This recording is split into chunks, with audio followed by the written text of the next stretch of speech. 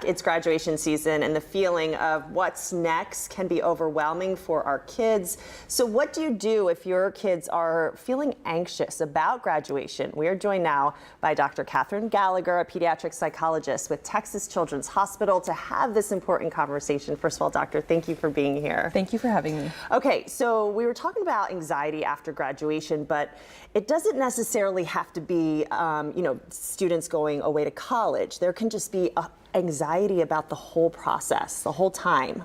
Absolutely. It's not even just exactly what they're doing. It's more the process of, well, I'm turning 18. What now? I'm not ready to be an adult yet. I don't know how to do everything yet. So whether it's college or starting a job or just increasing independence. Wow. Okay. And so what are some of the symptoms, would you say, that you're seeing in some of your patients? Like, how does this come out?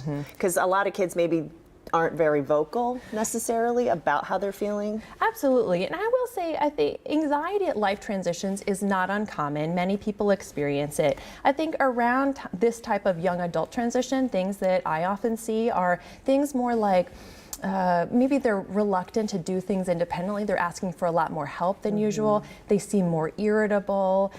Maybe they're procrastinating or putting off some of those important transition-related tasks, or just more generally seeming worried, difficulty sleeping, difficulty relaxing. What do you think that some parents should do? Because parents have their own anxieties, right? And so at the same time that the kids are feeling this, parents might be feeling sad. They might also be going through the worry. So how do we navigate that as parents? Well, absolutely. I think you make a great point. Parents, it's a transition for your child, but it's a transition for the parent too. So it's understandable to feel kind of nervous or, did I teach my child everything they need to know? Maybe you're feeling sad, you're missing them already. So being aware of your own feelings in this time of transition can really help you cope with them in an adaptive way. And there's a ton that parents can do to support their young adults as they're moving on to this next stage. Because parents may not realize that their anxieties can come out in different spurts and maybe sometimes not so productive, maybe not in a good way, that we're, just trying to kind of hold it in and then it comes out. Absolutely. Sometimes it comes from a place of love, but it can emerge as frustration, right? And we don't want to communicate that way. We want to communicate in ways that are encouraging. So how can we keep our kids positive? What can we kind of say to them, do for them, prepare them, I guess, whatever time that we have left with them? Well, I think that one important thing parents can do is really try to, first of all, remind your child, just because you turned 18, you have not magically been gifted with all the knowledge you need to have to be an adult.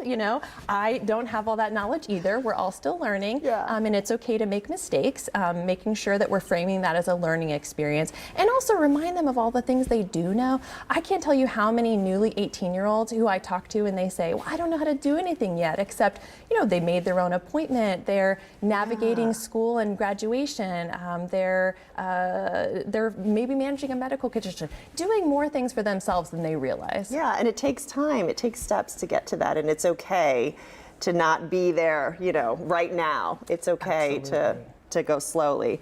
What do you think is the best way to navigate, seeing our students and our kids not doing so well if we're noticing that maybe their symptoms or anxiety is worsening?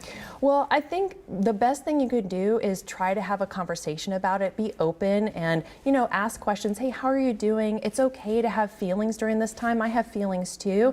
And don't wait until you're so distressed that it's getting in the way of your functioning. When you start noticing those early signs, pulling back from friends or not engaging in the activities you like, that's time to take action. Yeah, and people shouldn't be worried about what others think, because mental health is health. It's so important. I couldn't agree more. To get help. All right, doctor, if folks are interested in maybe reaching out to you, where can they find you? I'm on the Texas Children's website. Okay, thank you, Dr. Gallagher, for joining us with some amazing tips. All right.